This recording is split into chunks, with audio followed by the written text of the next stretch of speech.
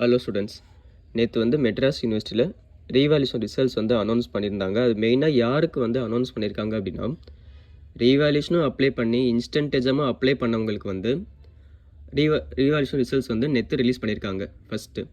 Next யாருக்கு revaluation results வந்து விட்டுருக்காங்க அப்படின்னா, ஃபைனல் செம்மில் ஒரே ஒரு சப்ஜெக்ட்டுக்கு மட்டும் அப்ளை பண்ணியிருந்தவங்களுக்கு ரிசல்ட்ஸ் விட்டுருக்காங்க.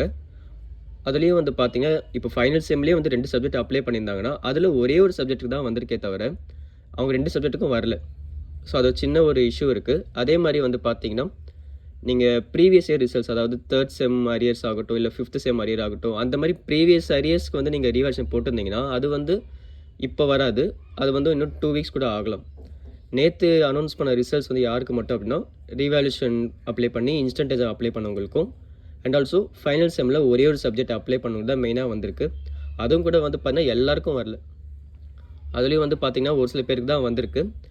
மேபி இந்த வீக்குள்ளேயோ ஃப்ரைடேக்குள்ளே ஆர் நெக்ஸ்ட் வீக்குள்ளே உங்களுக்கு வந்துட்டு ப்ராப்பரான எல்லா சப்ஜெக்ட்டுக்கான ரீவேல்யூஷன் ரிசல்ட்ஸும் வந்துடும். நான் வந்து கண்டிப்பாக சேனலில் அப்டேட் பண்ணுறேன். ஃபாலோ பண்ணிக்கோங்க. தேங்க்யூ.